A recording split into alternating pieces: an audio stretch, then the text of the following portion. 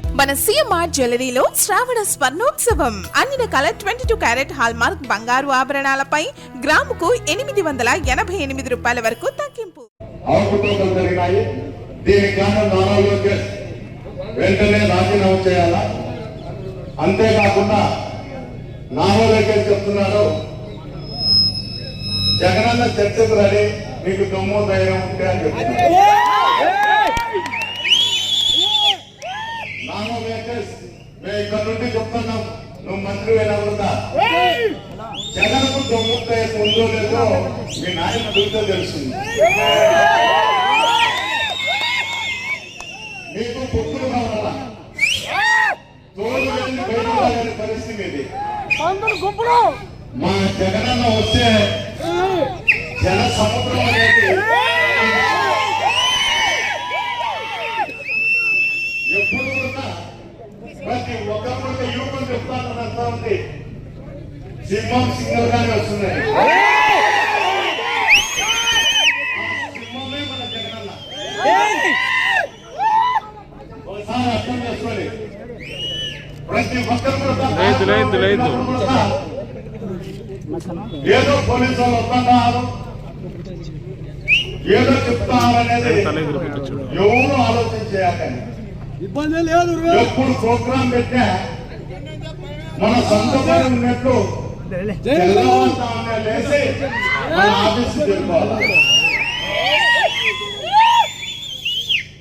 ఎందుకు చెప్తున్నా అంటే, ఈ కార్యక్రమంలో మనం ఎక్కడో పాకిస్తాన్ లో ఉంటామేమో, లేకపోతే ఎమ్మెల్యే ఆధీనంలో ఈ కాన్సెప్ట్ ఉందనో, ఇక్కడ అధికారులు కూడా నీరు నిమ్మకు నీరు ఎత్తినట్టుంటారు.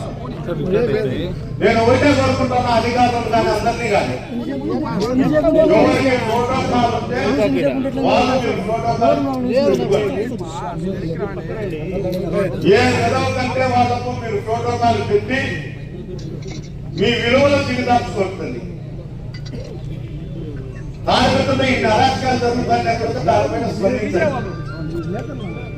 వేలుగులు పెట్టాలి, బయట కల్పించాలి. ఎక్కడి నుండి వచ్చింది వాళ్ళకు? తెలుగుదేశం నాయకులు కానీ, కార్యకర్తలు కానీ, పోలీసులు అంతా ఉండుకునే ఈ రోజు ఈ కాన్ఫరెన్స్ లో ఇన్ని దాడులు జరుగుతున్నాయి. కొంతమంది వ్యక్తులు చెప్తారు 24 మంది టార్గెట్ అని. అందులో ఆ 24 మందికే టార్గెట్ కాదు. 24 మంది కూడా అంత స్థౌత పనులు వాళ్ళ గ్రామాల్లో నాయకత్వం కోరుకునే వాళ్ళే. ఆ 24 మంది కూడా ఎవడు చెప్తాడో కళ్ళు తెరిచే భస్మం అయిపోతారు.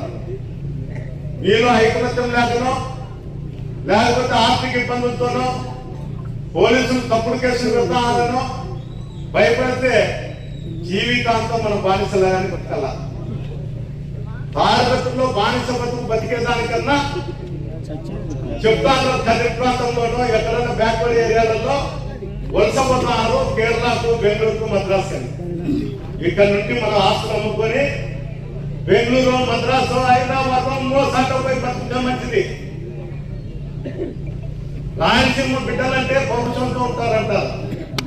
ఆ పౌరుషము తారకత్తుల్లో ఉండేటువంటి వైఎస్ఆర్సీపీ కార్యకర్తలకు ఉంటాయి.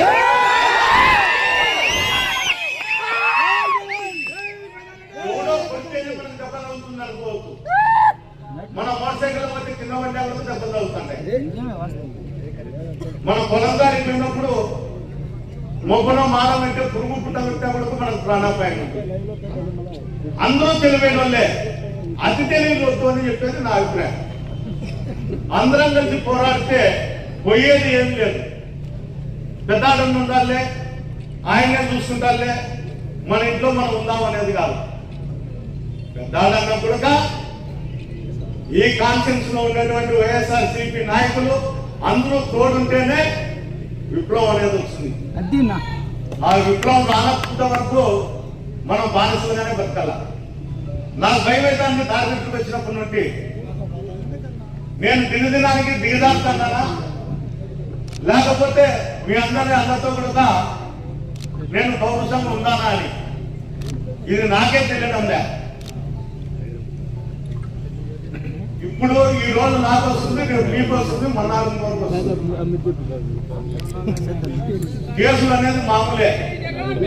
రాజకీయాల్లోకి వచ్చినప్పుడు ప్రతి ఒక్కరికి కూడా కేసులు అనేది ఉంటానే ఉంటాయి. మరిన్ని అప్డేట్స్ కోసం ఛానల్ ను సబ్స్క్రైబ్ చేయండి. నోటిఫికేషన్స్ కోసం బెల్ ఐకాన్ పై క్లిక్ చేయండి.